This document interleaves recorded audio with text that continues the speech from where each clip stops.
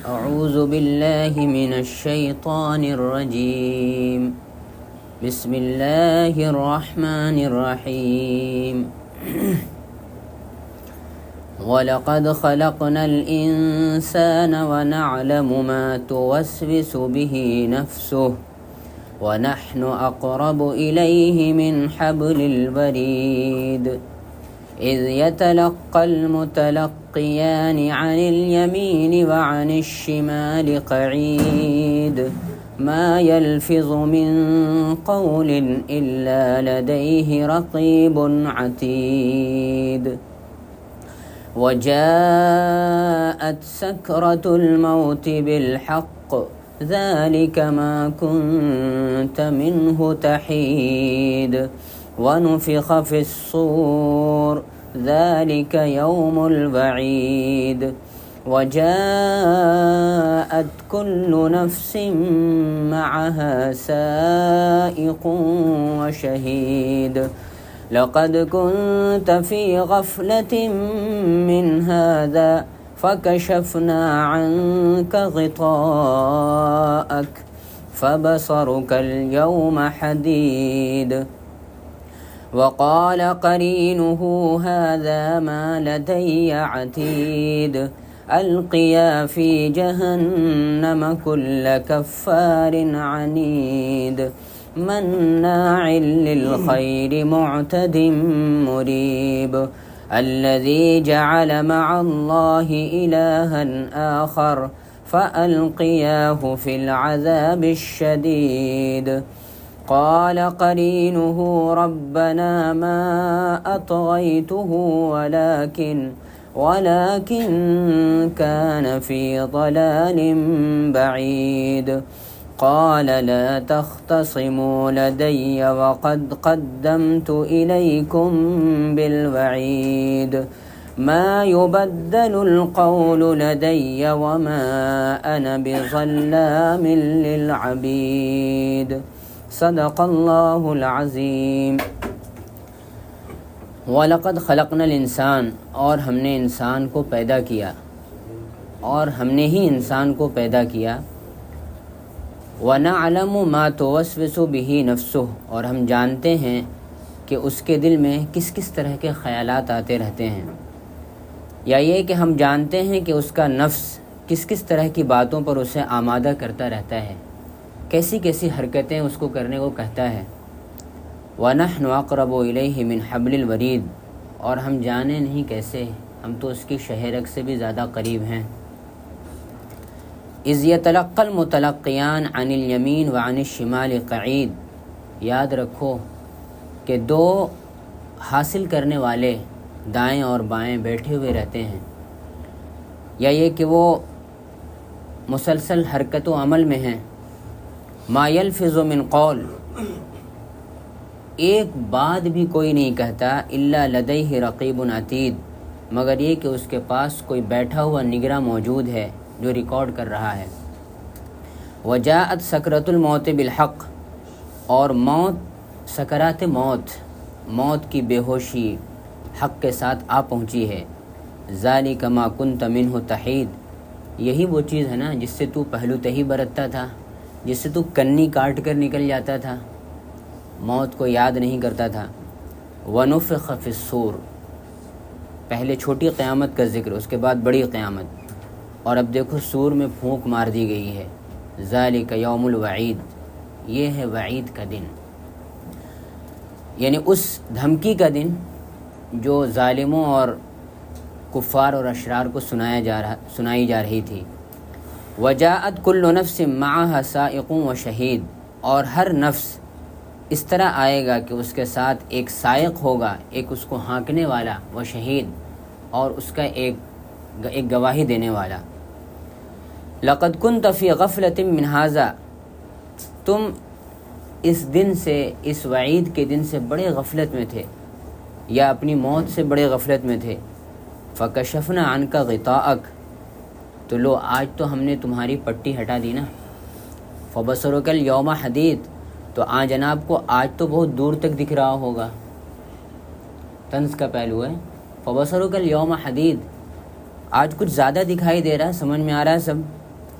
وقال قرینہ، اور اس کا ساتھی یعنی اس انسان کا ساتھی کہے گا ھذا ما لدی عتید، یہی وہ ہے جو جس کے اوپر تو نے مجھے نگراں بنایا تھا، یہ تیرے سامنے حاضر ہے، میں اس کو لے کر حاضر ہوا ہوں۔ القیا فی جہنم کل کفار عنید، حکم ہوگا کہ جہنم میں ڈال دو ہر اس شخص کو جو کفار ہے، بے انتہا ناشکرہ ہے، عنید ہے، بغض رکھنے والا ہے، عناد رکھنے والا ہے، مناع للخیر، اور خیر کو اور خاص طور سے وسائل زندگی کو، معیشت کو، پیسے روپے پیسے کو، وسائل کو روک کر رکھنے والا ہے، معتدن، حد سے آگے بڑھنے والا ہے، مریب، اور لوگوں کے دلوں میں شکوک و شبہات پیدا کرنے والا ہے۔ الذی جعل مع اللہ الہا آخر، اس ظالم نے اللہ کے ساتھ کسی اور کو بھی معبود بنا رکھا ہے۔ فالقیاہ فی العذاب الشدید، تو ڈال دو اس کو سخت ترین عذاب میں۔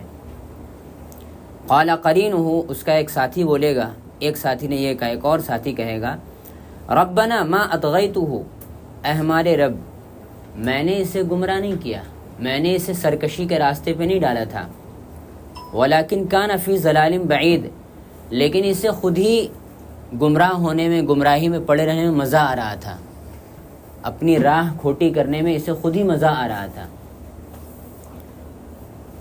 قال، ارشاد باری ہوگا، اللہ کا حکم ہوگا، لا تختصموا لدی، میری بارگاہ میں جھگڑا مت کرو، وقد قدمت الیکم بالوعید، میں نے پہلے ہی پیشگی یہ کہہ دیا تھا کہ یوم الوعید آنے والا ہے۔ ما یبدل القول لدی وما انا بظلام للعبید، میرے یہاں میری بارگاہ میں بات بدلی نہیں جاتی۔ ولن تجد لسنت اللہ تبدیلا، لا تبدیل لکلمات اللہ، اللہ کے کلمات میں کوئی تبدیلی نہیں ہوتی ہے۔ وما انا بظلام للعبید، اور میں اپنے بندوں پہ ذرہ برابر بھی ظلم کرنے والا نہیں ہوں۔ میں نے ایک رکوع کی تلاوت کی، سورہ قاف ہے 26ویں پارے میں، اور میں نے اس لیے تلاوت کر دی ایک رکوع کی اور ترجمہ کر دیا کہ ہم لوگوں کو یہ سعادت حاصل ہو جائے ایک رکوع سننے کا اور اس کی ترجمے کی، بات جتنی بھی ہو سکے اللہ تعالیٰ جو بھی وقت دیں۔ اب میں تھوڑی سی کچھ باتیں ایسی شیئر کرتا ہوں آپ سے جو میں نے مختلف ترجمے اور تفسیروں میں پڑھی بھی ہیں، اور کچھ باتیں جو اللہ تعالیٰ نے مجھے سمجھائی بھی ہیں۔ فرماتے ہیں وَلَقَدْ خَلَقْنَا الْإِنسَانَ، اور یقیناً ہم نے انسان کو پیدا کیا، وَنَعْلَمُ مَا تُوَسْوِسُ بِهِ نَفْسُهُ، اور ہم خوب واقف ہیں کہ اس کا دل اس کو کس کس طرح سے ابھارتا رہتا ہے۔ لقد خلقنا، ہم نے انسان کو پیدا کیا۔ ایک بار آپ کو یاد ہوگا، شاید کسی کے ذہن میں بات آ جائے کہ میں نے ذکر کیا تھا ڈاکٹر سید ضیاء الہدیٰ صاحب کے حوالے سے، جو امیر جماعت رہ چکے ہیں بہار کے، اور کافی علمی شخصیت تھی اور ہومیوپیتھی کے ڈاکٹر بھی تھے وہ۔ ان کی تفسیر ہے، ایک جلد ہی آئی تھی اس ٹائم جب میں نے پڑھا تھا وہ، پھر اس کے بعد مجھے موقع نہیں ملا، پتہ نہیں دوسری جلد آئی ہے کہ نہیں آئی ہے۔ وہ اماں پارے کی تفسیر تھی، وہ تفسیر ضیاء الہدیٰ یا تفسیر الہدیٰ ایسی کچھ نام ہے۔ تو انہوں نے ایک بہت ہی شاندار بحث کی ہے سورہ طارق میں، والسماء والطارق میں۔ اللہ تعالیٰ کہتے ہیں کہ انہ علی رجعہ لقادر، ہم لوگ ترجمہ کرتے ہیں کہ وہ اللہ جو ہے، جیسے والسماء والطارق، قسم ہے آسمان کی اور طارق کی، وہ تارے کی جو طارق ہے، یعنی کہ وہ ایک دستک دیتا ہے اور پھر چھپ جاتا ہے۔ طرقہ کہتے ہیں دستک دینے کو، وہ کسی چیز کی دستک دے رہا ہے، ایک طرح سے وہ آہٹ دے رہا ہے، بتا رہا ہے کہ کچھ ہے، کچھ ہونے والا ہے۔ النجم الثاقب، لیکن وہ روشن ستارہ ہے۔ اللہ تعالیٰ پوچھتے ہیں وما ادراک ما الطارق، تمہیں خبر ہے کہ طارق کیا ہے؟ اچھا، ایک کمی کیا ہے ہمارے یہاں کہ جب اللہ تعالیٰ خود پوچھتے ہیں نا کہ تمہیں معلوم ہے کہ طارق کیا ہے، تو ہم لوگ اس کو بہت معمولی انداز میں لیتے ہیں، جبکہ یہ بہت بڑا سوال ہے نا۔ خدا پوچھ رہا ہے کہ بھائی تم کو خبر بھی ہے کہ طارق کیا چیز ہے؟ یہ بہت بڑی چیز ہے کچھ۔ تو ایک روشن ستارہ ہے، یہ بول کے رہ گئے۔ اب انسان کے علم آگے بتائے گا، کھوجے گا، تلاش کرے گا انسان۔ ان کل نفس لما علیہا حافظ، ہر انسان پہ ایک حافظ ہے، ایک نگراں، ایک حفاظت کرنے والا موجود ہے۔ فَلْيَنْظُرِ الْإِنسان مما خلق، تو انسان کو غور کرنا چاہیے کہ وہ کس چیز سے پیدا کیا گیا. خلق من ماء دافق، وہ ایک اچھلتے ہوئے پانی سے پیدا کیا گیا، یعنی منی کے قطروں سے. یخرج من بین الصلب والترائب، جو اس کے ریڑھ اور پسلیوں کے ہڈیوں کے سینے کے ہڈیوں کے درمیان سے نکلتا ہے نا، وہ پانی کا قطرہ. اب آگے کیا ہے، انہ علی رجعہ لقادر. تو ترجمہ یہ ہے کہ اللہ جو ہے وہ انہ مطلب ہو اللہ، بے شک وہ اللہ اس کو اس کی رجعت پر یعنی انسان کو دوبارہ لوٹانے پر قادر ہے، انسان کو دوبارہ لوٹانے پر قادر ہے. لیکن وہ ترجمہ کیا کرتے ہیں کہ خود انسان ہی جو ہے نا وہ انسان کو دوبارہ لوٹانے پر قادر ہو سکتا ہے. اور انہوں نے کیا کہا کہ دیکھیے اللہ تعالیٰ نے قرآن مجید میں ایک جگہ خلق تو کہا اور خلقنا کہا. دیکھیے چونکہ ہم لوگ دجالی دور میں سانس لے رہے ہیں نا، تو وہ باتیں میں آپ کے سامنے رکھ دینا چاہتا ہوں جو باتیں ہمارے ذہنوں میں رہنی چاہیے. تو کہتے ہیں کہ اللہ نے کہیں کہیں پہ خلق تو کہا اور کہیں کہیں پہ خلقنا کہا. اللہ کی توحید کے لحاظ سے خلق تو زیادہ بہتر ہے کہ خلقنا. خلق تو ہے نا، میں نے پیدا کیا، لیکن میں نے کا لفظ بہت کم ہے، ہم نے کا لفظ بہت زیادہ ہے. خلقنا جمع کا صیغہ. تو ہم لوگ یہ کہہ دیتے ہیں کہ ایک بادشاہ جو بولتا ہے تو ہم بولتا ہے نا، ایک شاہی کلام. لیکن وہ کہتے ہیں کہ ایسا نہیں ہے. دراصل اگر ہم غور کریں یہ باتیں کیوں کہیں انہوں نے، میں نے ذکر کیا تھا کہ کسی زمانے میں جب سائنسدانوں نے کوئی بھیڑ کا بچہ یا میمنہ وغیرہ اپنی لیبارٹری میں بنا دیا تھا تو اس ٹائم میں سوالات آئے تھے لوگوں کے ذہن میں کہ بھائی اللہ میاں خالق ہیں، خالق تو خدا ہے، یہ انسان کیسے کر رہا ہے یہ کام. پھر آپ نے دیکھا کہ لوگ اب خود سے بارش برسا دیتے ہیں، بادل آ جاتا ہے، بادل کو ہٹا دیتے ہیں وغیرہ وغیرہ، یہ سب کرتے کراتے ہیں. تو انسان پریشان ہو گیا، خاص طور سے وہ لوگ جو اللہ پر یقین رکھتے ہیں کہ بھائی خدا ہی کرتا ہے یہ سب، یہ کیسے ہو رہا ہے، یہ انسان کیسے کر رہا. تو قرآن مجید سے انہوں نے اس مسئلے کو حل کیا اور فرمایا انہوں نے کہ جہاں پہ اللہ تعالیٰ یہ کہتے ہیں نا انزلنا ہم نے نازل کیا، خلقنا ہم نے پیدا کیا، اانتم انزلتموہ من المزن ام نحن المنزلون، کیا تم لوگ اسے بادلوں سے برساتے ہو یا ہم ہیں برسانے والے. نحن المنزلون جمع کا صیغہ ہے. اانتم تخلقونہ، کیا تم لوگ اسے پیدا کرتے ہو، ام نحن الخالقون یا ہم ہیں پیدا کرنے والے، جمع کا صیغہ ہے. فتبارک اللہ احسن الخالقین جمع کا صیغہ ہے. اللہ برکت والا ہے جو خالقین میں سب سے اچھا ہے، پیدا کرنے والوں میں سب سے اچھا ہے. اسرع الحاسبین، وہ حساب کرنے والوں میں سب سے زیادہ تیز ہے. احکم الحاکمین، وہ حکم چلانے والوں یا حکومت کرنے والوں میں سب سے زیادہ بہتر حکومت کرنے والا ہے. تو یہ جمع کا صیغہ جو آتا ہے نا، جو فرماتے ہیں کہ دراصل جو بگننگ پوائنٹ ہے وہاں تو صرف اللہ تعالیٰ ہے. اللہ نے کائنات کو شروع کیا، اس کی ابتدا کی، بنایا. لیکن اس کے بعد جیسے اللہ نے آدم علیہ السلام کو پیدا کیا ہے نا، تو نو ڈاؤٹ کہ وہاں پہ صرف اللہ تعالیٰ ہے.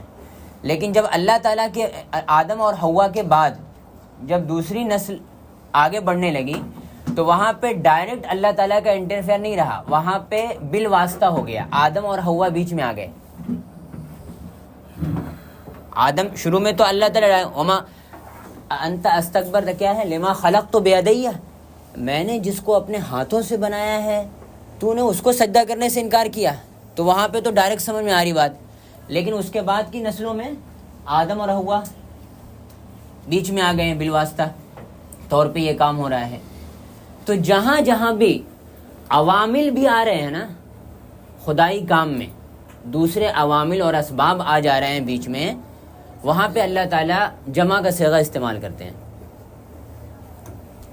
تو انہوں نے فرمایا کہ یہ بات بہت ممکن ہے کہ ہم ان عوامل اور ان اسباب کا پتہ لگا لیں جن اسباب کی بنیاد پہ کوئی کام ہوتا ہے اور پھر ہم وہ کریں. جیسے ہمیں یہ پتہ چل گیا ہے کہ بارش کس طرح ہوتی ہے، اس میں کیا کیا چیزیں کام کرتی ہیں، کیسے بادل بنتا ہے، کیسے بارش ہوتی ہے وغیرہ وغیرہ. تو یہ کام ہم کر سکتے ہیں آسانی سے. جیسے جیسے ہم اللہ تعالیٰ کی قدرت کے عوامل کا پتہ لگاتے جائیں گے نا کہ یہ چیزیں کیسے کیسے ہوتی ہیں، واسطے میں کیا کیا چیزیں آتی ہیں، تو ہم وہ کام کر سکتے ہیں. تو کہتے ہیں انسان دجال بھی یہی کرے گا، جب وہ کسی کو زندہ کر دے گا، کسی کو ہے نا مار دے گا، تو انہو علی رجعہ لقادر، وہ انسان خود بھی ایک انسان کی رجعت پر قادر ہے۔ اب اس کی ایک اور انہوں نے بات بتائی، آپ لوگوں نے حدیث میں پڑھی ہوگی ایک بات، کہ قیامت آخرت میں جب اللہ تعالیٰ دوبارہ انسانوں کو زندہ کریں گے تو ایک بارش ہوگی، اور کہا جاتا ہے کہ انسان کے ریڑھ کی ہڈی کا لاسٹ کا جو حصہ ہے وہ محفوظ رہتا ہے، اور حدیث میں یہ بات آئی ہے۔ تو میں نے قرآن مجید میں یہ چیز دیکھی، میں آپ کو 2-3 آیتیں پڑھتا ہوں۔ والذی نزل من السماء ماء بقدر، اور وہی ذات ہے اللہ کی جس نے آسمان سے بارش کو نازل کیا، اتارا، برسایا ایک اندازے کے مطابق۔ فانشرنا به بلدۃ میتا، پھر ہم نے اس کے ذریعے سے مردہ زمین کو زندہ کر دیا۔ کذالک تخرجون، ایسی تم بھی نکالے جاؤ گے۔ بارش برستی ہے نا اور گھاس اگاتی ہے، ایسی ہی قیامت کے دن آخرت میں انسان زمین سے گھاس کی طرح اگائے گا۔ وَهُوَ الَّذِي يُرْسِلُ الرِّيَاحَ، اور وہی ذات ہے جو ہواؤں کو بھیجتی ہے۔ فَتُثِيرُ سَحَابًا، پھر وہ ہوا کیا کرتی ہے؟ بادلوں کو پھیلا دیتی ہے۔ فَسُقْنَاهُ إِلَى بَلَدٍ مَيِّتٍ، پھر ہم اس بادل کو لے کے جاتے ہیں مردہ زمین کی طرف۔ پھر کیا فرماتے ہیں؟ فَأَحْيَيْنَاهُ بَلْدَةً مَيْتًا، ایک جگہ دوسری جگہ پہ ہم اس سے مردہ زمین کو زندہ کر دیتے ہیں۔ کذالک النشور، ایسی ہی دوبارہ پیدا کرنا ہوگا۔ ونفخ فی الصور فاذا هم قیام ینظرون، سور میں پھونکا جائے گا اور اچانک سب لوگ کھڑے ہو جائیں گے۔ وہ کیسے ہوگا؟ حدیث کی تائید قرآن مجید کی ان آیات سے ہوتی ہے۔ کوئی ایسی چیز ہے، دیکھیے اللہ تعالیٰ نے انسان کو جو پیدا کیا نا وہ زیادہ تر نباتاتی ہے، وہ یعنی پیڑ پودے جیسا۔ واللہ انبتکم من الارض نباتا، اللہ نے تم کو پیڑ پودوں کی طرح پیدا کیا ہے۔ ہم نباتاتی اصل ہیں، لحمیاتی بعد میں بن گئے۔ ہم ویج سے نان ویج کا سفر ہم نے کیا ہے، ہم اصل میں لحمیاتی ہیں۔ اب مجھے کچھ اور نہ کہہ دیجیے گا آپ لوگ، لیکن سچائی یہی ہے۔ اور آپ ایک چیز اور حیرت انگیز میں آپ کو بتاتا ہوں، آپ اس کو مانے نہ مانے، میں بھی ایسا نہیں ہے کہ مان ہی لیتا ہوں پھٹ سے۔ ایک محمد شیخ صاحب ہیں، تو وہ انہوں نے حضرت عیسیٰ علیہ السلام اور حضرت مریم کی تخلیق کا، انہیں پیدا ہونے کا ذکر کر رہے تھے حضرت عیسیٰ علیہ السلام کے۔ تو وہ جو ہے نا 3 پارے میں، میں آپ لوگوں کو آیت بھی بتا دیتا ہوں تاکہ ذہن میں رہے، آیت نمبر تو ذہن میں رہتا نہیں ہے۔ تو ہاں دیکھیے سورہ آل عمران میں آیت ہے 35، 36، 37، یہ 3 آیتیں پڑھ لیں تو فرماتے ہیں کہ عمران کی بیوی نے کہا، یاد کرو کہ عمران کی بیوی نے کہا کہ میں نے نظر مانی ہے کہ جو کچھ میرے پیٹ میں ہوگا بچہ، میں اس کو تیرے لیے آزاد کر دوں گی، ہے نا، میں اللہ کے لیے نظر کر دوں گی۔ فتقبل منی، تو میری اس نظر کو قبول فرما، انک انت السمیع العلیم، تو سننے والا اور جاننے والا ہے۔ فلما وضعتها، جب انہوں نے بچہ جنا، قالت، تو انہوں نے کہا ربی انی وضعتها انثى، میرے رب میں نے تو لڑکی جنا ہے، میں نے تو لڑکی جنا ہے، میں سوچا تھا کہ لڑکا ہوگا اور اس کو نذر کر دوں گا، تیرے ہیکل میں وہ خدمت کرے گا، تیرے معبد میں، لیکن یہ تو لڑکی ہو گئی ہے۔ تو واللہ اعلم بما وضعت، یہ اللہ تعالیٰ کا ٹکڑا ہے، جملہ معترضہ ایک طرح سے کہہ سکتے ہیں آپ، جو اللہ نے بیچ میں لایا ہے۔ اللہ زیادہ جانتا ہے کہ اس نے، اس عورت نے کیا جنم دیا ہے۔ اس نے مریم کو جنم دیا ہے جو خود اپنے آپ میں ایک معجز عورت ہے۔ یہ تو سوچ رہی ہے کہ یار ایک لڑکی پیدا ہو گئی ہے، لیکن اللہ جانتا ہے کہ اس نے کس چیز کو اس کے ذریعے سے جنم دلوایا ہے۔ واللہ اعلم بما وضعت ولیس الذکر کالانثی، یہ ان کی بات ہے کہ مرد جو ہے وہ عورت کی طرح نہیں ہوتا، عورت مرد کی طرح۔ وانی سمیتها مریم وانی اعیذها بک وذریتها من الشیطان الرجیم، میں نے اس کا نام مریم رکھا ہے، اللہ تعالیٰ کہہ رہے ہیں، اور میں نے اس کو پناہ دی ہے شیطان اور اس کی ذریت کو پناہ دی ہے شیطان رجیم سے۔ اب آگے سنیے جو بات میں تو بتانا چاہ رہا ہوں۔ فتقبلها ربها بقبول حسن، اللہ نے ان کی اس نظر کو اچھے سے قبول کر لیا۔ وانبتها نباتا حسنا، اور مریم کو پودے کی طرح، نبات کی طرح اس کی پرورش کی، پودے کی طرح پرورش کی۔ محمد شیخ یہ بات کہہ رہے ہیں، ان کی بہت ساری باتوں سے اختلاف ہے، وقف لہا ذکر، لیکن ایک قابل احترام علمی شخصیت ہیں وہ.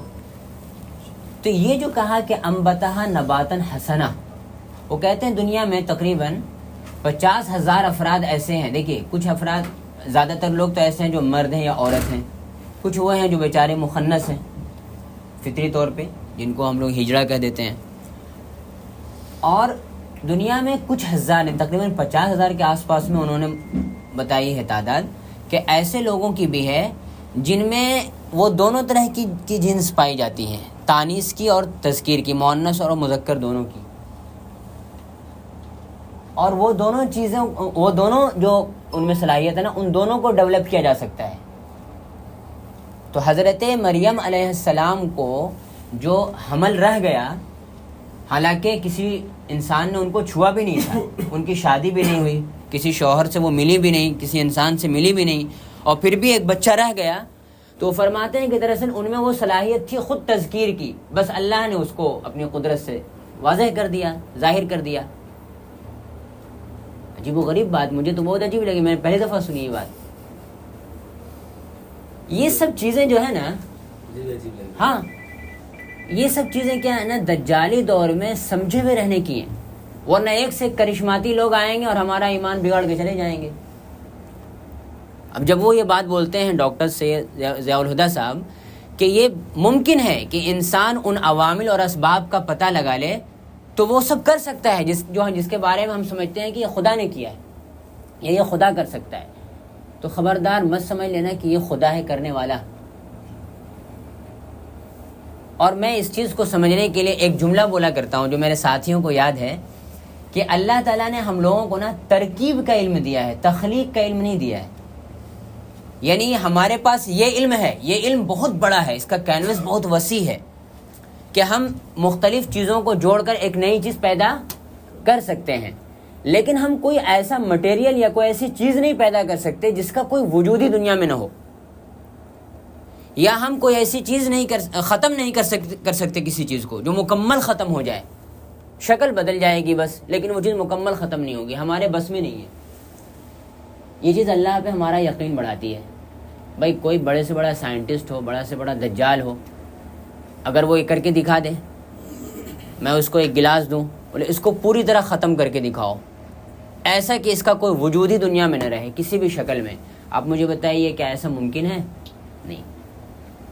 اس کو کسی نہ کسی شکل میں ہی بدلے گا، خواہ وہ ہم کو دکھے نہیں، ذرات بن کے ہوا میں اڑ جائے، کچھ اور ہو جائے، لیکن بہرحال یہ مٹیریل موجود رہے گا اور ہم اس کو دیکھ سکتے ہیں مشینوں کے ذریعے. کسی کے بس میں نہیں ہے کہ کوئی بھی چیز مکمل ختم کر دے، یا کسی کے بس میں یہ نہیں ہے کہ کوئی ایسی چیز یا ایسا مٹیریل پیدا کر کے دکھائے جو دنیا میں نہیں تھی اور وہ چیز پیدا کی اس نے. تو ہمارے پاس علم کس چیز کا ہے؟ ترکیب کا علم ہے، جوڑ کر کے ایک نئی چیز پیدا کرنے کا. لیکن یہ بات سمجھی بھی نہیں رہے گی تو ہم میں سے ہزاروں ہزار لوگ دجال اور دجاجلہ کے پیچھے ہو جائیں گے، کیونکہ ہم میں سے جو اکثریت ہے، انسانوں کی جو اکثریت ہے، وہ تو کرامتوں پہ یقین رکھتی ہے، معجزوں پہ یقین رکھتی ہے، کچھ سنسنی خیز ہونا چاہیے. لیکن کہیں ہم لوگ بھی اس چکر میں نہ پڑ جائیں، کیونکہ یہ کہا گیا ہے کہ دجال کا ساتھ دینے والے علماء بھی ہوں گے، مذہبی لوگ بھی ہوں گے. تو یہ بات سمجھی بھی رہنی چاہیے ہمارے نزدیک. تو اللہ تعالیٰ فرماتے ہیں ہم نے انسان کو پیدا کیا ہے. خبردار کبھی کوئی ایسا شخص آ جائے جو تمہارے سامنے کسی کو پیدا کر کے دکھائے تو سمجھ لینا ہے کہ کچھ ہے یہاں پہ، کوئی ایسا معاملہ ہے جو تمہارے علم سے باہر ہے، تم اس کو خدائی چیز مت سمجھ لینا.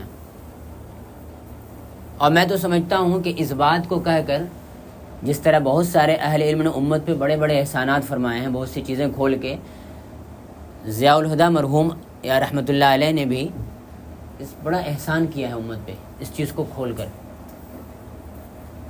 ہم کو بچنا ہے، اپنی نسلوں کو بھی سمجھانا ہے کہ موجودہ دور میں اور اس کے بعد کے ادوار میں کیا کچھ ہونے والا ہے. اور اصل جو ہے نا نظریاتی الغار ہے. دیکھیے یہ جو آگے کہا جا رہا ہے وَنَعْلَمُ مَا تُوَسْوِسُ بِهِ نَفْسُ، اور ہم جانتے ہیں کہ اس کے دل میں کیا کیا وسوسے آتے ہیں. ہم لوگ کتنا آسانی سے گزر جاتے ہیں وسوسہ بول کر. ایسا لگتا ہے جیسے نا بہت معمولی چیز ہو، یا بس یہ ہو کہ شیطان ہم کو ورغلا رہا ہے۔ میں نے معوذتین جب سورہ فلق اور ناس کی تشریح کر رہا تھا تو میں نے ایک بات ذکر کی کہ یہ بتائیے کہ سورہ فلق میں اللہ تعالیٰ نے چار بار شر کا ذکر کیا ہے، من شر ما خلق ومن شر غاسق اذا وقب ومن شر النفاثات فی العقد ومن شر حاسد اذا حسد، اور اپنی صفت کیا بتائی ہے؟ رب الفلق، بس ایک صفت۔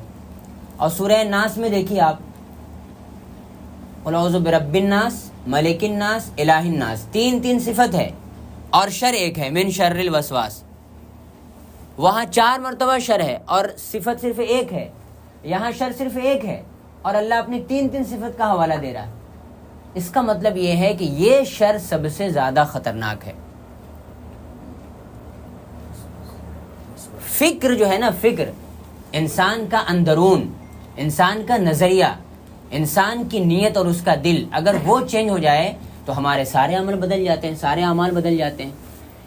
فکری الغار ہے، سورہ ناس میں متنبہ کیا گیا ہے ہم کو کہ شیطان تم پہ فکری الغار کرے گا، جس کو ہم خالی وسوسہ سمجھتے ہیں۔ آپ یقین کریں، اللہ تعالیٰ اپنی صفت کا حوالہ دیتے ہیں نا، قل اعوذ برب الناس، کہو کہ میں پناہ لیتا ہوں رب الناس کی، تمام انسانوں کے رب کی، ملک الناس، تمام انسانوں کے بادشاہ کی، الہ الناس، تمام انسانوں کے معبود کی، لیکن معبود سے بھی پہلے اس کا ترجمہ ہوتا ہے محبوب کی۔ کس بات سے؟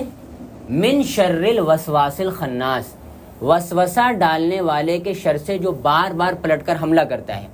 اب وسوسہ کا معنی متعین نہیں کیا گیا۔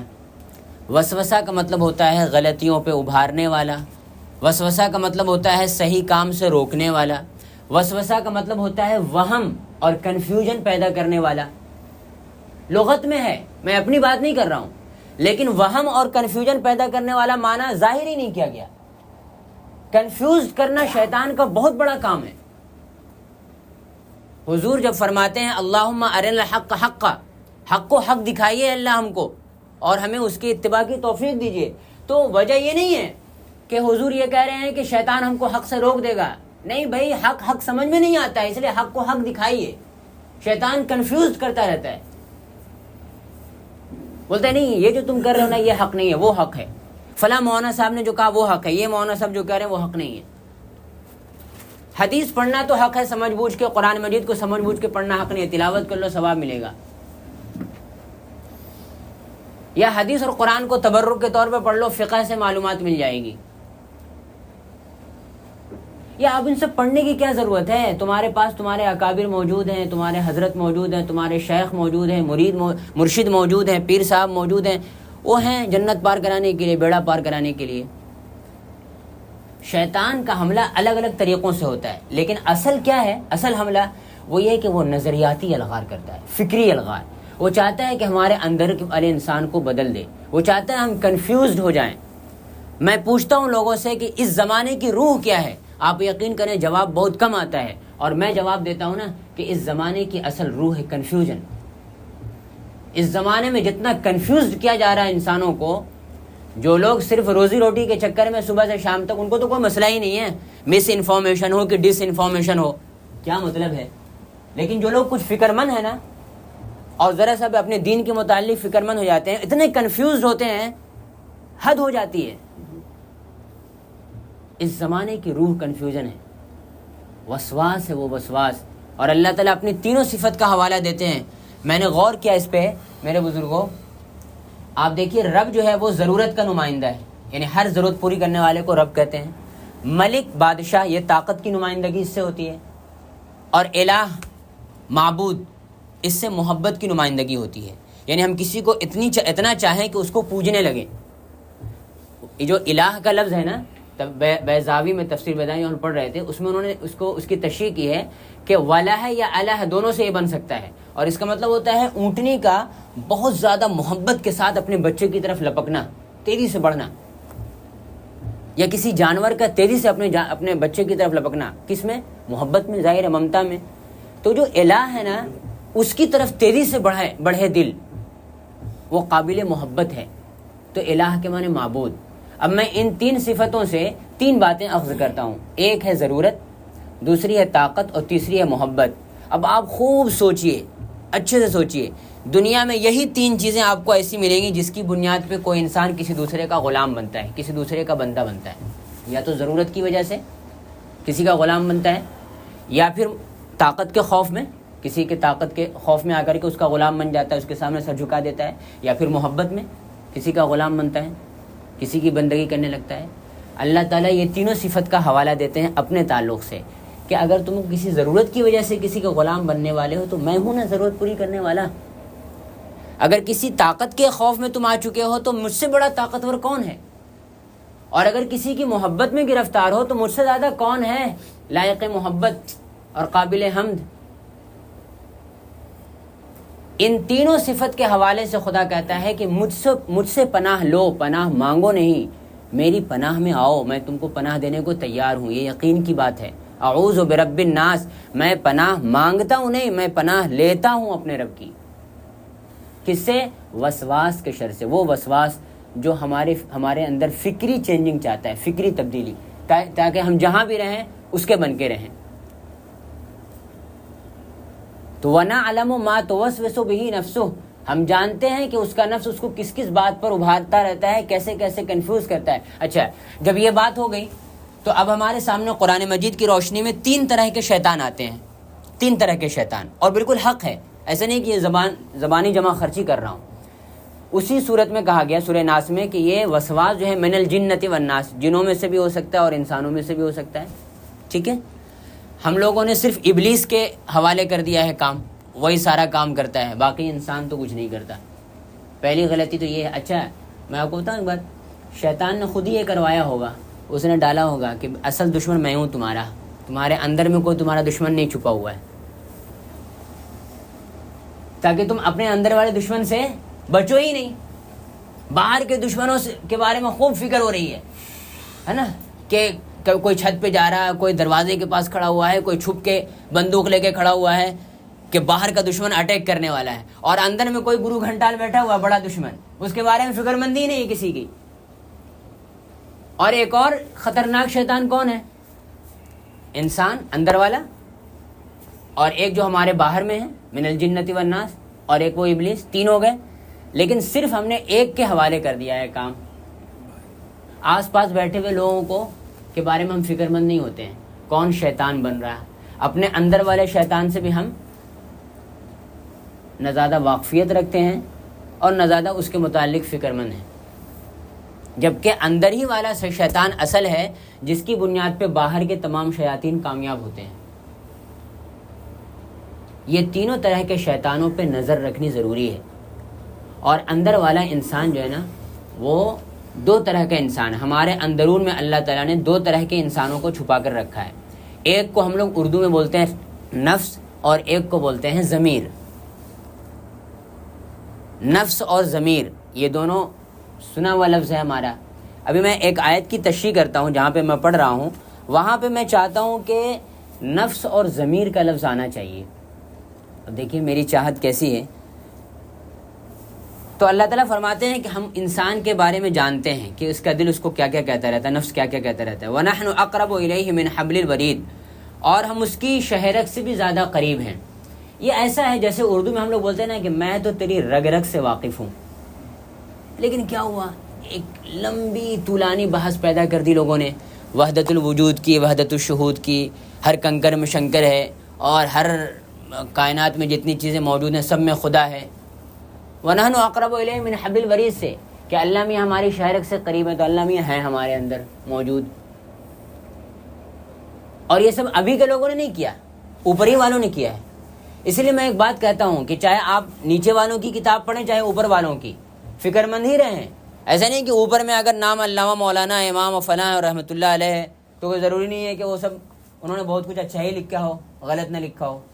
اوپری میں کیا ہے سب وحدت الوجود کا نظریہ، ہر کنکر میں شنکر ہے، ہر چیز میں خدا ہے.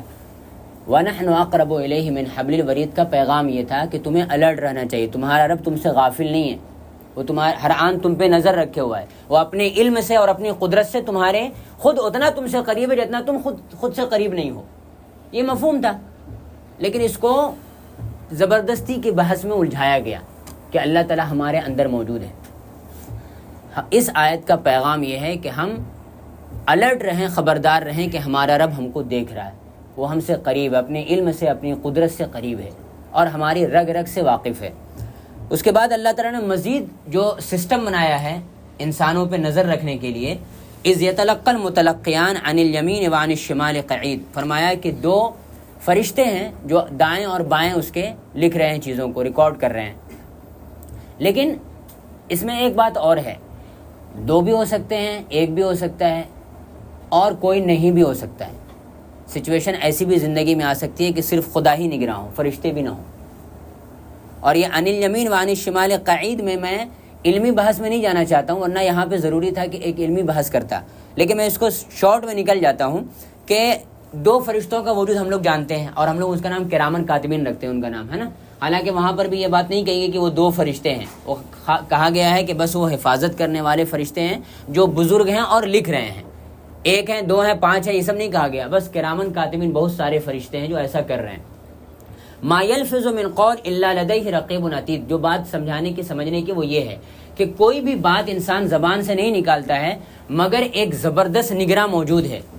دیکھیے زبان سے کوئی بھی بات نکالنا نا، یہ ہماری اصل نمائندگی کرتا ہے۔ زبان ہماری ترجمان ہے۔ میں نے اس سے پہلے ایک مرتبہ میں نے ذکر کیا تھا کہ اس کائنات میں اگر دیکھیے گا تو بولنے والی مخلوق کون ہے؟ انسان ہے۔ انسان جو ہے وہ تمام مخلوقات کی ترجمان ہے، سمجھ لیجئے، ہے نا۔ ہم کو چاہیے کہ ہم درختوں کے تقاضے اور ان کے مطالبات کو بیان کریں کہ درخت کیا چاہتے ہیں۔ ہم کو چاہیے کہ ہم جانوروں کے تقاضے اور ان کے مطالبات کو بیان کریں کہ وہ کیا چاہتے ہیں۔ ان کے پاس زبان نہیں ہے، ہم ان کے ترجمان ہیں۔ پھر اس کے بعد ہماری ترجمان، یعنی ہماری اس باڈی کی ترجمان کون ہے؟ ہماری زبان ہے۔ تو زبان گویا کہ پوری کائنات میں سب سے بڑی نمائندہ بن گئی، ریپریزنٹ کرنے والی۔ اب انسان کچھ بھی بولتا ہے نا، خدا کے یہاں ریکارڈ ہوتا ہے، کیونکہ اس کی نمائندگی ہو رہی ہے زبان سے۔ ارسطو کے پاس ایک شخص آیا، خوب بنا سنورا سجا ہوا، زبردست انداز میں۔ ارسطو نے کہا کہ بھائی کچھ بولیے بھی تاکہ آپ کی قابلیت ظاہر ہو۔ کیوں کہا؟ کیونکہ نمائندگی زبان سے ہوتی ہے۔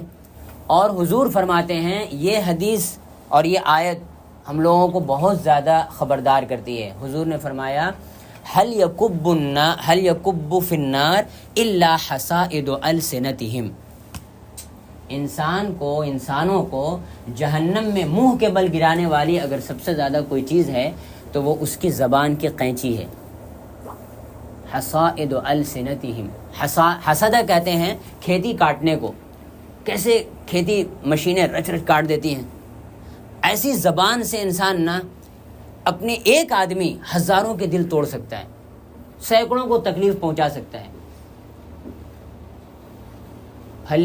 پھلے اور پھولے ہوئے درختوں کو جیسے سکھا دیتے ہیں نا آدیواسی لوگ گالیاں دے کر کے، ایسے ہی ہم کسی دوسرے انسان کو سکھا دیتے ہیں اپنی زبان کا غلط استعمال کر کے۔ شوہروں کو چاہیے کہ وہ بیویوں کو کوئی ایسی زبان سے کبھی بھی نہ بولیں کہ ان میں تازگی ختم ہو جائے، اور بیویوں کو چاہیے کہ اپنے شوہروں کو کبھی ایسا نہ بولیں کہ وہ مرجھا جائیں۔ ہم اپنے بچوں کو ایسی چیزیں نہ بولیں جس سے وہ کھلتے ہوئے پھول مرجھا جائیں، اور نہ بچوں کو چاہیے کہ وہ اپنے ماں باپ کو کچھ ایسا بولیں کہ یہ جو پیڑ جو سایہ دے رہا ہے ہمیں، یہ سوکھ جائے وقت سے پہلے۔ ہماری یہ زبان یا تو بہت ہی خطرناک ہے یا بے انتہا قیمتی ہے۔ اس کی قیمت اور اس کی خطرناکی دونوں کا اندازہ کرنا ہمارے لیے بہت ضروری ہے۔ اور فسادات جتنے بھی ہیں وہ پہلے وسوسہ نفس سے شروع ہوتے ہیں، زبان اس کی ترجمانی کرتی ہے اور عمل اس کی تفسیر کرتا ہے۔ یہاں بات شروع ہوتی ہے، نیت خراب ہوتی ہے، پھر اس نیت کی خرابی کی ترجمانی ہماری زبان سے ہوتی ہے، وہاں سے بات بہت زیادہ بگڑ جاتی ہے۔ اگر کوئی بات ہمارے دل میں ہے، کوئی بری بات آئی بھی ہے تو ہم اس کو کنٹرول میں کر لیں گے، اپنی زبان سے اس کا اظہار نہیں کریں گے تو بات بگڑے گی نہیں۔ لیکن جب زبان سے اس کا اظہار کر دیں گے تو پھر عمل سے اس کی تفسیر بھی کر دیں گے، اور یہاں سے بات بگڑ جائے گی۔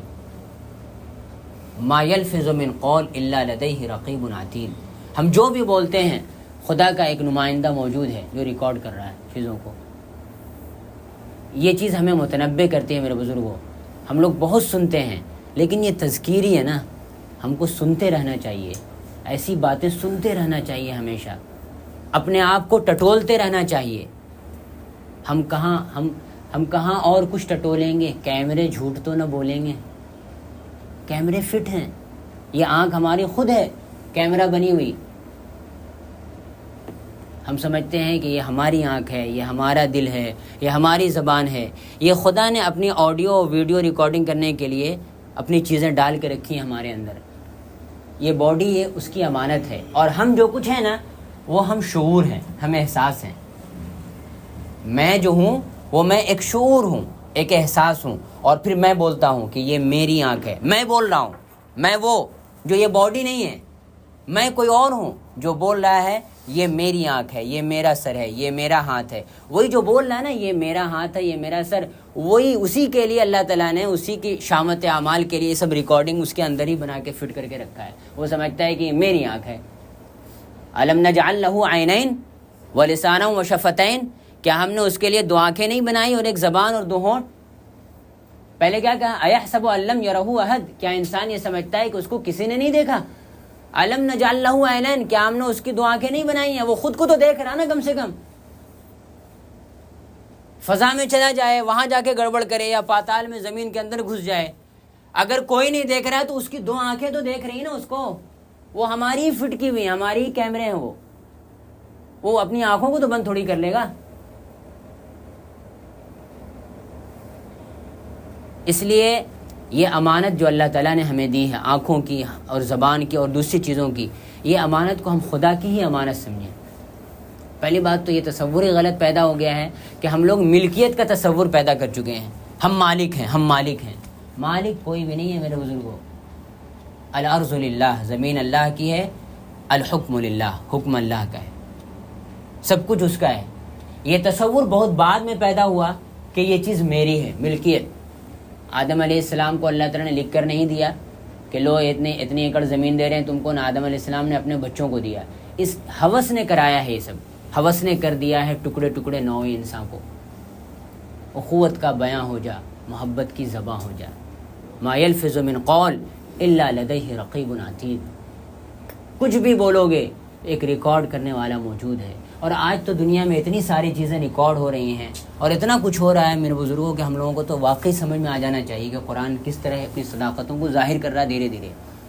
سیریکم آیاتہ فتعرفونہا، وہ تم کو اپنی آیتیں دکھائے گا پھر تم جان لو گے۔ اور اس طرح کی جتنی آیتیں ہم لوگ بہت سنتے رہتے ہیں، لیکن کیا ہے ہمارا رویہ ویسا ہی نہیں ہے کہ ہم سن کر کے سن ہو کے رہ جاتے ہیں۔ ایسی چیزیں جو دیکھیے جتنا ہمارے پاس علم نہیں ہے، ہمیں پوری امید ہے کہ اللہ تعالیٰ ہمارا مواخذہ نہیں کرے گا، جتنا علم ہمارے پاس نہیں ہے، لیکن جتنا علم ہمارے پاس ہے اس پہ تو مواخذہ ہوگا نا، اس پہ تو مواخذہ ہو جائے گا۔ یہ بات کہ ہم اپنی زبان کو قابو میں رکھیں اور اس کے ذریعے سے کسی کو تکلیف نہ پہنچائیں، یہ کون نہیں سمجھتا ہے؟ ہر آدمی سمجھتا ہے اس کو، لیکن جب وقت آتا ہے نا کہ وہ کنٹرول کرے خود کو، اس وقت وہ کنٹرول نہیں کرتا ہے۔ ہم اور آپ سب کی مثال ایسی ہے، بہت کم لوگ وقت پہ کنٹرول کر پاتے ہیں۔ کیا بولتے ہیں؟ کہہ رہے یار ایسے تھوڑی غصہ آتا ہے، کام ہی کیا اس نے ایسا۔ تو بھائی نارمل لائف میں کس کو غصہ آتا ہے؟ ایسے میں خواہ بیٹھے بیٹھے مجھے کیوں عبد الرحمن بھائی پہ غصہ آ جائے گا، یا ان کو مجھ پہ کیوں غصہ آ جائے گا؟ میں کام ہی ایسا کروں گا تو غصہ آئے گا۔ ایسے ہی موقع پہ کہا گیا ہے نا کہ سیلف کنٹرول کو یاد رکھو، اور اس میں ہم فیل ہو جاتے ہیں۔ ہماری اصل پہچان وہیں پہ ہوتی ہے کہ جب ہماری مرضی کے خلاف کچھ ہو رہا ہے تو ہم اپنے ظرف کو کتنا بڑا کر کے رکھتے ہیں۔ کہہ رہا ہے موج دریا سے سمندر کا سکوت، جس میں جتنا ظرف ہے اتنا ہی وہ خاموش ہے۔ من صمت نجا، جس نے خاموش رہنا سیکھ لیا نا پھر تو کیا کہنے، پھر تو نجات پا گیا۔ صمت، سکت نہیں، ڈر سے خاموش نہیں رہا، صمت غور و فکر سے، کچھ اچھی پازیٹیو سوچ کی وجہ سے خاموش رہا، صمت کامیاب ہو گیا۔ اور یقین کریں خاموش رہنا زیادہ مشکل کام ہے بولنے کے مقابلے میں۔ بولنا بہت آسان ہے، خاموش رہنا بے انتہا مشکل ہے۔ اور یہاں پہ ہمارے جتنے مولوی مولانا بھائی بیٹھے ہیں نا، ان سب کو تو خاص طور سے بولتا ہوں میں اپنے آپ کو ہی مخاطب کر کے کہ ہم لوگ بہت بولتے ہیں، ہم لوگوں نے خاموش رہنا نہیں سیکھا ہے۔ خاموش رہنا بہت بڑی بات ہوتی ہے، بہت بڑی بات، لیکن ہاں وقت پر بولنا بھی بہت بڑی بات ہوتی ہے۔ وقت پر بولا جائے، اور بولا جائے تو سلیقے سے بولا جائے، اس کے لیے محنت کرنی چاہیے۔ یہ سب محنت کرنے کی چیز ہے، جیسے کہتے ہیں نا ایمان پہ محنت کرو، تو ایمان پہ محنت کیا چیز ہے؟ ایمان پہ جو محنت ہوتی ہے وہ انہی سب چیزوں سے اس کا ظہور ہوتا ہے نا۔ اب ایک آدمی ایمان پہ محنت کر رہا ہے، اس کا ظہور کہاں سے ہوگا؟ اس کی زبان سے ہوگا، اور زبان صحیح نہیں تو کیا ایمان پہ محنت ہوئی؟ کام سے پہلے کلام ہے، کلام سے پہلے کام نہیں ہے، اصل کلام ہے۔ وہ جو کہا گیا ہے، ایک فارسی کا شعر ہے کہ چومر سخن نہ گفتہ باشد، عیب و ہنرش نہ ہفتہ باشد۔ جب تک انسان بولتا نہیں اس کے عیب ہنر چھپے رہتے ہیں۔ تو ہمیں بولنا ہے، صحیح بولنا ہے، وقت پہ بولنا ہے، قول سدید بولنا ہے، درست بات کہنی ہے، لیکن بے وقت نہیں بولنا ہے اور بہت زیادہ نہیں بولنا ہے۔ خاموش رہنا سیکھنا ہے، سیلف کنٹرول سیکھنا ہے۔ یہ ہوم ورک ہے ہمارے لیے۔ ہم لوگ ہر سنڈے کو پڑھتے ہیں نا، درس قرآن لے رہے ہیں، درس قرآن لے رہے ہیں، یہ ہوم ورک ہے، ہم کو اس کو کرنا ہے، اپلائی کرنا ہے اپنے دوستوں پہ، اپنے لوگوں پہ، اپنے بچوں پہ، اپنی بیویوں پہ۔ کئی بیویاں ہیں تو ایک بیوی ہے تو اس کو اپلائی کرنا ہے، ورنہ قرآن یہ کہہ رہا ہے ما یلفظ من قول الا لدیہ رقیب عتید، ریکارڈر موجود ہے۔ اور ہم پھر کہیں گے ما لہذا الکتاب لا یغادر صغیرۃ ولا کبیرۃ الا احصاها، اس کتاب میں کیا بھائی، یہ کیسی کتاب ہے؟ یہ چھوٹی بڑی ہر چیز کو ریکارڈ کر رکھا ہے اس نے۔ اور آپ دیکھیے ہمارے سامنے کیمرے ہیں، وہ تھوڑی ایسا کچھ کرتے ہیں کہ کوئی بڑی چیز کو ریکارڈ کر لیں اور چھوٹی چیز کو چھوڑ دیں، وہ تو سب کو ریکارڈ کر لیں گے۔ ایک مکھی تک اگر وہ بنا رہی ہے تو اس کو بھی ریکارڈ کریں گے۔ تو خدا کے ریکارڈر میں ہر چیز ریکارڈ ہو رہی ہے۔ اور اب تو ہم چیزیں اور بھی سمجھ سکتے ہیں، جیسے اللہ تعالیٰ کہتے ہیں نا کہ والوزن یومئذ الحق، اس دن وزن ہوگا، عمل کا وزن ہوگا۔ سوچ سکتا ہے آدمی کہ یار عمل کا وزن کیسے ہوگا؟ اس زمانے میں ہم سوچ سکتے ہیں، اس زمانے میں ہوا کا وزن ہو جا رہا ہے، گیس کا وزن ہو رہا ہے نا، آواز کا وزن ہو رہا ہے، فریکوینسی ہر چیز کی اس کا وزن ہو جا رہا ہے، الگ الگ چیزوں کا جس کے بارے میں سوچ بھی نہیں سکتے تھے کہ اس کا وزن ہو سکتا ہے، اس کا وزن ہو جا رہا ہے، اس کو ناپ تول لیا جا رہا ہے۔ تو اللہ تعالیٰ عمل کو کیوں نہیں وزن کر لے گا؟ اور یہ جو بات کہی گئی ہے نا سورہ قاریہ میں، فَأَمَّا مَنْ ثَقُلَتْ مَوَازِينُهُ فَهُوَ فِي عِيشَةٍ رَاضِيَةٍ وَأَمَّا مَنْ خَفَّتْ مَوَازِينُهُ فَأُمُّهُ هَاوِيَةٌ۔ اس میں یہ بات جو کہی گئی کہ موازین جو اس کا وزن ہے بھاری ہوگا، فَأَمَّا مَنْ ثَقُلَتْ مَوَازِينُهُ، اس کا وزن اگر بھاری ہوگا تو وہ ایک بہترین زندگی گزارے گا، اور جس کا وزن ہلکا ہوگا وہ بے وزن ہو کر رہ جائے گا۔ تو اس میں بھی ایک چیز سمجھنے کی ہے، وہ یہ ہے کہ محض یہ بات نہیں کہی جا رہی کہ ہمارا عمل جو ہے وہاں پہ تولا جائے گا، ناپا جائے گا، بلکہ یہ ہے کہ اللہ تعالیٰ یہ فرماتے ہیں کہ وہ انسان جو خدا کی بارگاہ میں وزنی ہوگا، یعنی اس کی ویلو ہوگی، اس کا ایک وقار ہوگا، تو وہ بہترین زندگی گزارے گا۔ اور جو بے وزن ہو جائے گا، جس کا کوئی وقار نہیں رہے گا، جس کی کوئی ویلو نہیں رہے گی، ظاہر ہے کہ وہ حاویہ اس کا ٹھکانہ ہوگا۔ اس دنیا میں بھی وہ بات ہے، جو یہاں پہ بے وزن ہو جائے گا، ہم بولتے ہیں نا ارے کس کی بات کر رہے ہو، کیا سماج میں اس کا وزن ہے؟ یہاں پر بھی جو بے وزن ہو جاتا ہے، آپ دیکھیے اس کی زندگی نرک بن جاتی ہے۔ ہاں یہ اور بات ہے کہ وہ اتنا زیادہ ڈھیٹ ہو، بے حیا ہو، بے شرم ہو، بے حس انسان ہو کہ اس کو کوئی فرق نہیں پڑتا ہو، لیکن ذرا بھی حساس دل کا انسان رہتا ہے، اگر وہ دیکھتا ہے سماج میں اس کی عزت نہیں ہو رہی ہے، بے وزن ہو رہا ہے، اس کے لیے زندگی جہنم بن جاتی ہے۔ وہ سوچنے لگتا ہے یار ہوا کیا، ہو کیا رہا، میں عزت کے ساتھ جی رہا تھا، میرے لیے ذلت کیوں؟ لیکن اگر بے حس ہے تو اس کو کوئی فرق نہیں پڑتا ہے۔ بے وزن ہونا یہاں پر بھی ہے اور قیامت کے دن بھی ہے۔ تو یہ چیزیں ناپ تول لی جائیں گی، ہر چیز ریکارڈ میں موجود ہے میرے بزرگوں، اور قرآن ہم کو اسی بات پہ الرٹ کر رہا۔ ہم کو یہ نہیں قرآن مجید میں زیادہ جھانک تاک کرنی ہے کہ اس مین میخ نکالنے کے لیے کہ کیا باتیں ایسی ہیں جس میں ہم خوب بحث مباحثہ کریں۔ اصل تو یہ ہے نا عمل کی بات، عمل کی بات کہ ہم عمل کیسے کریں گے۔ تو یہ باتیں جو کہی گئیں وہ اسی لیے ہے۔ میں ایک آیت اور پڑھ دیتا ہوں، اس کے بعد اپنی بات مکمل کر دیتا ہوں۔ وَجَاءَتْ كُلُّ نَفْسٍ مَعَهَا سَائِقٌ وَشَهِيدٌ، ہر نفس جو آئے گا وہاں اللہ تعالیٰ کے یہاں اس کے ساتھ ایک سائق لگا ہوا ہوگا اور ایک شہید لگا ہوا ہوگا. مترجمین نے مفسرین نے کہا کہ 2 فرشتے ہوں گے، ایک جو ان کو ہانک کر لے جائے گا، آگے آگے ڈرائیو کرے گا، لے کر جائے گا اللہ کے یہاں، اور دوسرا جو پیچھے سے موجود رہے گا ریکارڈ رکھے ہوا. لیکن میرے ذہن میں ایک بات اور آتی ہے، ہر انسان کے اندر خود ایک سائق اور ایک شہید ہے. ایک اس کا نفس ہے جو اس کو غلطیوں کی طرف لے کر جاتا ہے، وہ ڈرائیور بن جاتا ہے، اور ایک اس کا ضمیر ہے جو اس کو سمجھاتا رہتا ہے گواہ بن کے. کیونکہ ہمارا جو مشن ہے اور ہمارا جو مقام ہے وہ شہید کا مقام ہے نا. وَكَذَلِكَ جَعَلْنَاكُمْ أُمَّةً وَسَطًا لِتَكُونُوا شُهَدَاءَ عَلَى النَّاسِ. تو ہم گواہ ہیں امت پر، اس کا مطلب کیا ہوا؟ یعنی ہم اس امت کو خبردار کرتے رہتے ہیں، چیزوں سے سمجھاتے رہتے ہیں. تو ہمارا ضمیر بھی ہمارے لیے شہید ہے، ہم کو الرٹ کرتا رہتا ہے، سمجھاتا رہتا ہے. ہر انسان اپنی ان دونوں چیزوں کو لے کر وہاں پہ موجود ہوگا. ایک قرین بولے گا، نہیں ایک سائق بولے گا، یہ ضمیر بولے گا وقال قرینہ، ضمیر بولے گا کہ دیکھیے جس کو میری تحویل میں دیا تھا نا، اندر میں چھپا کر کے کہ اس کو سمجھاتے بجھاتے رہنا، لیکن میں اس کو لے کر حاضر ہو گیا ہوں، میری بات مانی نہیں، اس نے سنی نہیں میری بات کوئی. اور دوسرا وقال قرینہ، ایک اور قرین ہے، قال قرینہ، وہ قرین کہے گا ربنا ما اطغیتہ، اے میرے رب میں نے اس کو نہیں بہکایا تھا. یہ کون کہے گا؟ نفس کہے گا، یہ سائق کہے گا. وہ کہے گا میں نے نہیں بہکایا تھا، اس کو تو خود ہی بڑا مزہ آ رہا تھا الجھل حرکتوں میں، رشتے توڑنے میں، زبردستی کی دوستیاں کرنے میں، الٹی سیدھی حرکتیں کرنے میں، اس کو خوب مزہ آ رہا تھا. میرا جو دوسرا والا ساتھی ہے، بھائی میرا، جس کو آپ نے اندر میں بٹھا کے رکھا تھا ضمیر، وہ اس کو سمجھاتا رہتا تھا ایسا نہیں کرو، سائق کی بات نہ مانو، نفس کی بات نہ مانو. لیکن یہ میرے ہی چکر میں تھا، کیونکہ اس کو مجھ سے ہی مزہ آ رہا تھا. جیسے ہمارے بچوں کو، ہمارے کچھ بچے یہاں بیٹھے ہوئے، ایک بچہ تو دکھ رہا ہے ابو امی کی بات سمجھ میں نہیں آتی ہے، یا بڑوں کی، ارے کیا سمجھاتے رہتے ہیں ہر وقت. اور ہم سے بھی بڑے جو ہوں گے ان کی بات سمجھ میں نہیں آتی ہے. ہم کو سائق کی بات، شہید کی بات سمجھ میں نہیں آتی ہے، سائق کی بات سمجھ میں آتی ہے جو غلطیوں کی طرف لے کر جائے، کیونکہ اس میں مزہ ہے. حفت الجنت بالمکارہ، جنت کو ناپسندیدہ چیزوں سے گھیر دیا گیا ہے نا. وحفت النار بالشہوات، اور جہنم کو شہوتوں سے گھیر دیا گیا ہے.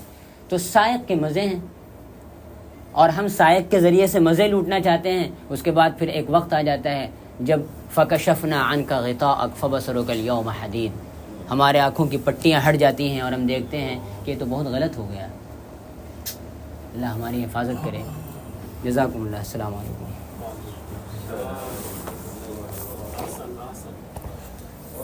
جزاک اللہ خیر.